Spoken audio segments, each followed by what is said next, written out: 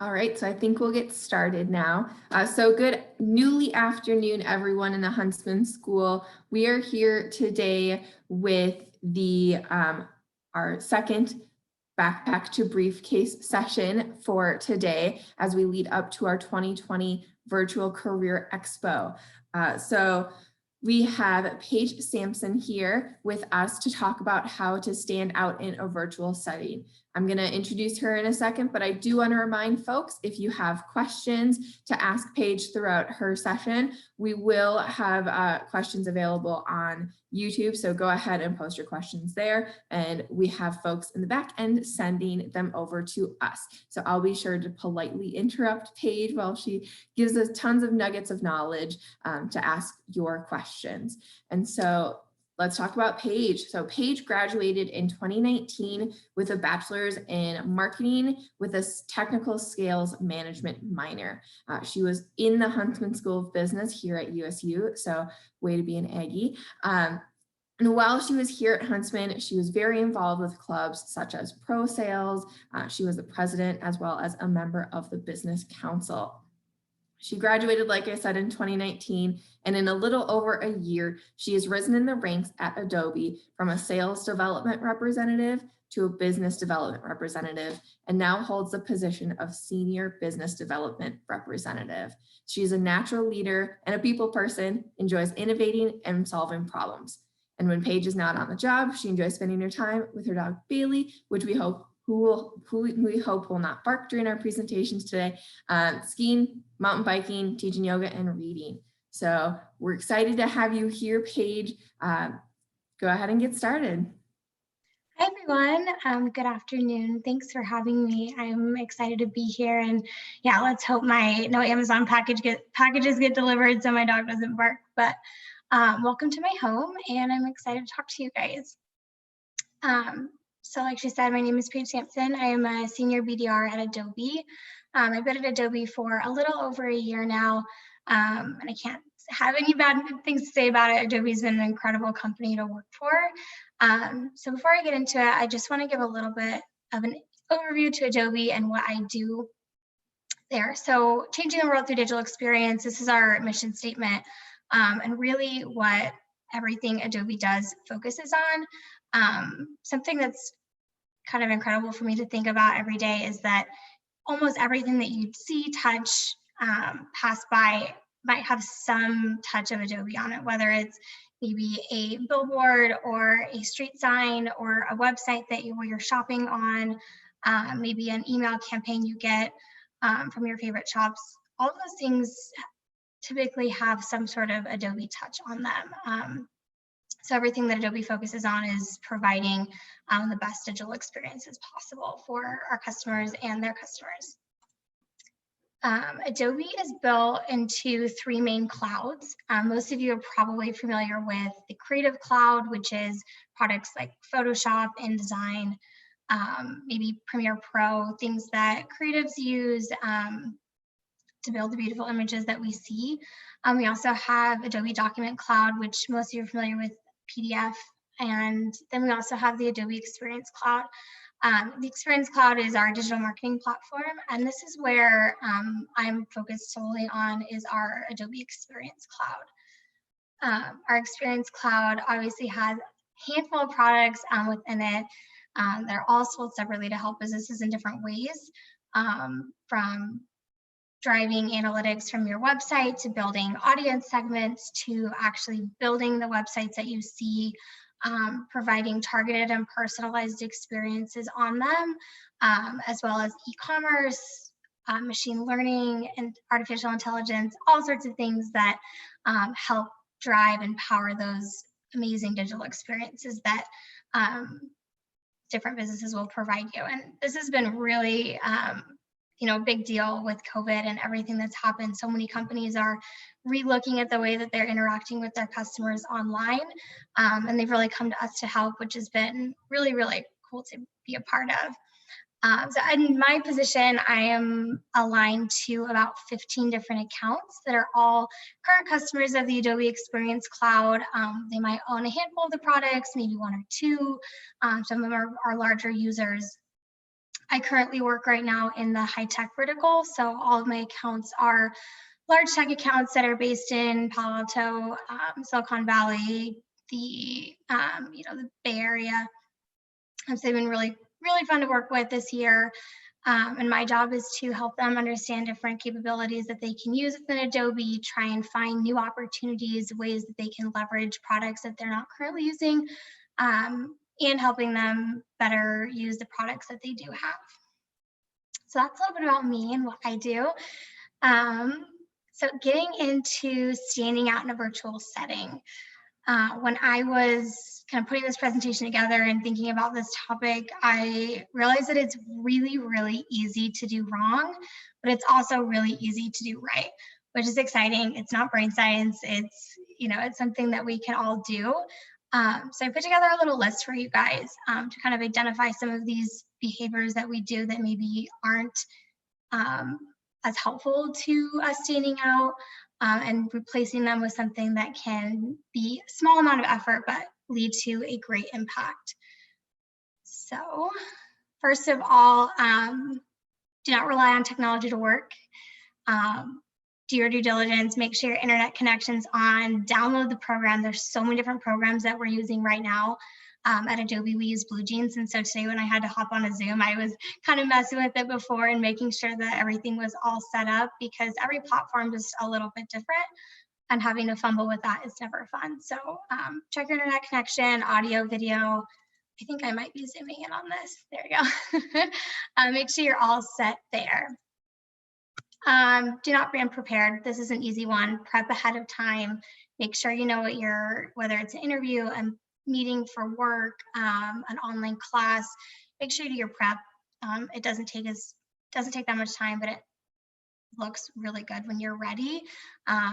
Send agendas if they're work meetings. I know that helps me immensely when I'm meeting with people in my ecosystem.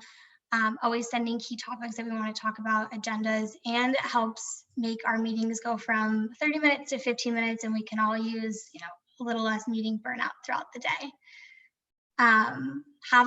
Do not have an unprofessional setting. So try leveraging the virtual backgrounds. These are really fun, especially when you're in a class of maybe 30 people. It might help your square stand out a little bit more if you have a fun image or color or something that maybe represents yourself, or something that somebody can ask you a question about. There's also options to maybe blur your background if you don't want to use an image. Try to stay away from maybe sitting on your bed or having your roommates walking back and forth, or whatever that may be. Do not wear your favorite sweatshirt to your Zoom meetings. I know it's comfy. I know we all love to be in our sweats all day, but when you do have your camera on, try and dress professionally from the top up at least. They don't need to know what the bottom half looks like, but do your best. It's minimal effort, but it really does pay off.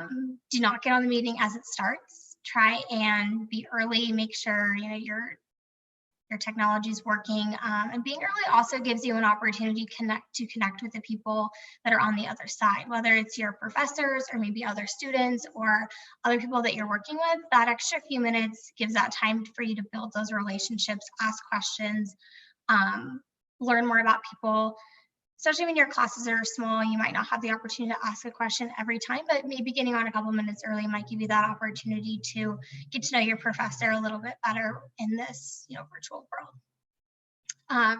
Do not sit by quietly. I know it's easy. It's easy to turn your camera off. It's easy to sit back, listen, kind of do your own thing, but it's also really easy to speak up, share your opinion, ask questions, share your ideas, be vulnerable.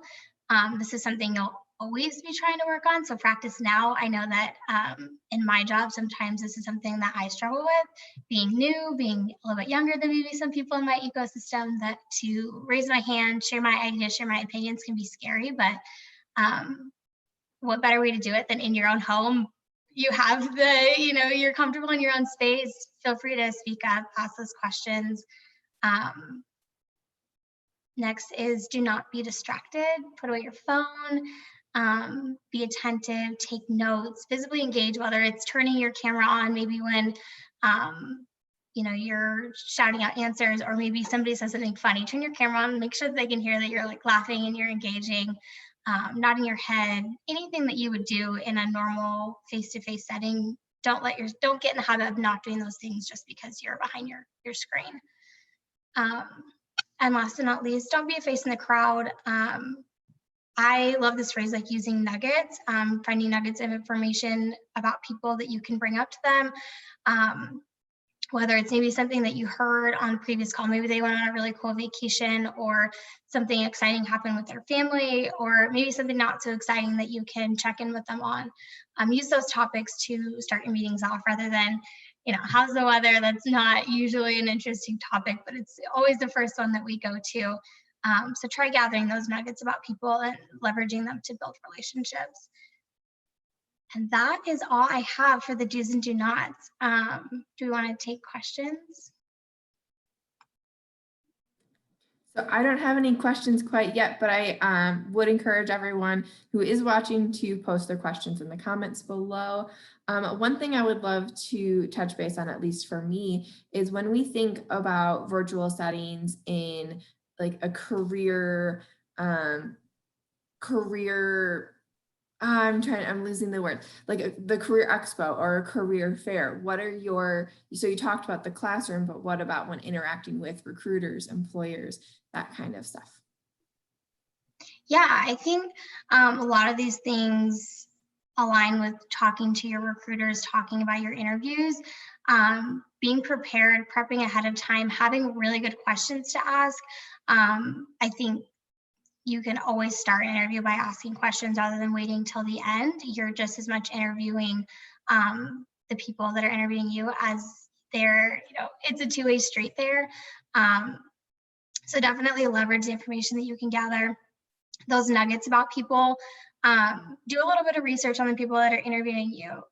Go on their LinkedIn, maybe look at what school they went to. Usually people leave some sort of personal information there.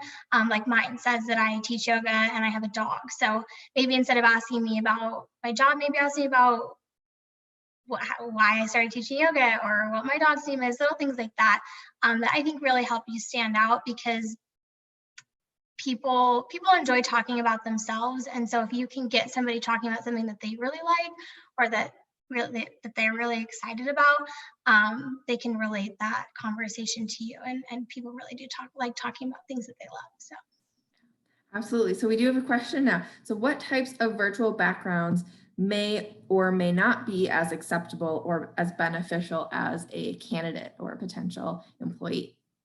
Yeah, I think there's two different ways to do this. I think if you're going for an interview, you want something a little bit more professional. Maybe you can use a background from your school, maybe an image of, so I know Huntsman has lots of different creatives that they put together that you can use there. Maybe using something a little bit more solid, or blurring your background. Maybe when you're in a meeting or meeting with people that you know a little bit more personally, you can use something that's maybe more personal image, maybe photo of something you really like the mountains, or if you just went on, or you maybe a year ago went on a vacation to a beach, or something that you might really enjoy. I think those things are conversation starters. I love when I get on a meeting with my team and somebody has a different virtual background, and I kind of ask them what it is, and then it gets us talking about some experience that they had, and that just helps me build a closer relationship with them, even though I've never met them in person for a lot of my team. Yeah, that's awesome. I know we have a team member here at Huntsman that will occasionally throw up a beach. And sometimes I've noticed that Zoom has like videos that you can put in the background too. Oh, really cool. The palm tree waving in the wind. Yeah. Sets that up. So we have a great question from Leslie, and she asks, do you have any examples of a great question to ask during an interview? So what are some of those questions you like to ask? Ooh, that's a good one. I think that one thing that as college students, sometimes we don't think about as much. We often think about the name of the company, or the product that they sell, or maybe the image of, what we think that company is. Sometimes we look past some of the more tangible things, like benefits or great offerings that the company has. And now being an adult and in my first career, especially going through a pandemic, those benefits, those added things that the company does for you are really important. So I'd ask about those things because those are the things that might affect you day to day, is having really good benefits, having different opportunities. I know like Adobe does a wellness fund where they give us a reimbursement for, if we want to do a gym membership or maybe buy a ski pass, things like that. And those little things are really cool and show how much the company really cares about their employees. So I'd always ask about that. Great. I know one question I always love to ask is, how is success measured? What does success look like in this position? That's something that I always find interesting, of how are we as future employees going to receive feedback, for sure. So Yeah, do you have, I love that one. were you gonna say something? No, I love that question. I think that's great. I think any job, we want to make sure that there's option for moving up and growth, and having that be a clear thing is important. Yeah, for sure. So we have someone that has commented, you are very professionally dressed right now. Do you dress this way when you are conducting your virtual sales meetings as well? I do my best. I've learned that, like I said, it's super easy to wear my favorite sweatshirt and be comfy all day. And I do have days like that where I am not meeting with customers, but the days that I'm meeting with customers, I try my best to look professional, turn my camera on. In my position, typically, if us on the Adobe side don't turn our cameras on, then our clients won't either. And the meetings that we do have our cameras on, our customers have our cameras on, the meetings go 10 times better. People can interact, they engage more. When their cameras are on, they're not inclined to look over and answer their emails. So we try and portray what we want our customers to do, and when they turn their cameras on, it is so much better. Fantastic. So we do have a question and asking if you could talk more about the process of getting hiring with Adobe. What was your experience? What did you go through? Yeah. Wow, it was kind of a whirlwind experience. I had been involved with pro sales for most of my time at Huntsman, and built a lot of personal relationships there. At the time, Adobe hadn't necessarily hired very many students from Adobe into entry-level sales positions. So it was definitely a moonshot for me getting to Adobe, and the opportunity kind of fell in my lap. I had interviewed on campus with, at the time, the person that was over what is called ASA, so Adobe Sales Academy. It's your first month at Adobe. You go through 4 weeks of straight training. You're not in a role. You're training for that first 4 weeks. And so he was really involved with the pro sales program. I'd spoken with him, and then we did a forum in San Jose. So we went down into 3 different interviews in San Jose with all the other candidates, which is really cool. It's kind of exciting. You're seeing your competition. They're only hiring half of us. And we did 2 one-on-one interviews. Then we also did a sales role play. They gave us a case and we presented. So it was a great experience. Those are the only interviews that we did. And then, then we waited a couple weeks and got our offers. So it was a great experience. It was really fun.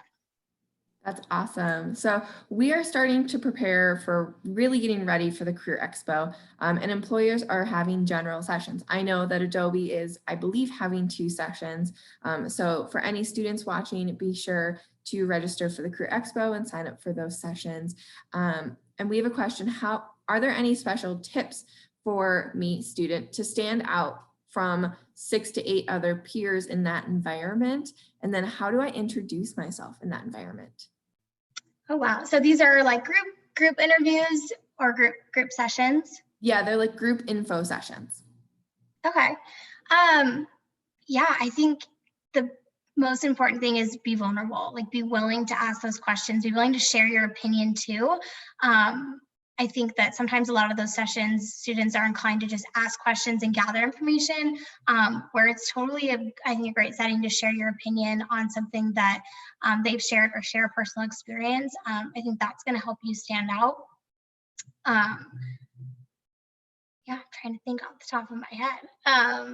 but be prepared. Maybe if you can find out ahead who is going to be in those sessions, and kind of finding those nuggets about them, and asking them, like, for example, if you knew I was going to be in a session, you could see on my LinkedIn that I work in the high tech vertical, and you could ask me maybe some of the companies that I work with, or what the companies in tech are experiencing with COVID. Those little personal questions can make a big impact and help you stand out. Awesome. And we have one more question. How have your meetings changed with customers going from in-person meetings into a virtual setting? What has been your experience with that? Yeah, this is something that's really impacted me personally. So, in my job, I work in inside sales. And so typically I'm not in front of the customers. Other people in my ecosystem are. So, I'm aligned to multiple product specialists that are oversee the sales process for each of the products within the Experience Cloud, as well as an account director. And so, a lot of the times, the account directors and the product specialists were on the road. They were traveling to see their customers every week. And so there were a lot of in-person meetings. And so they were traveling a lot. And so my ecosystem was kind of all over the place all the time.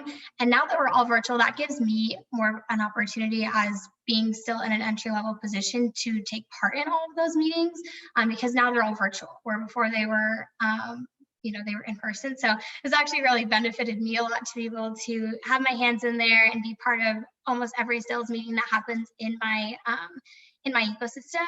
And it's given us the opportunity to talk to individuals at these companies that maybe had different schedules before COVID. Maybe they were traveling, or they were maybe out of the office more, or running around the office, or whatever it may be.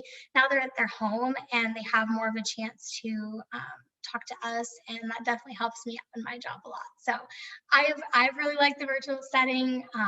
Most of my ecosystem that I work with is outside of the Lehigh office where I'm based, and now that turning our cameras on and having more of these virtual meetings is kind of the norm.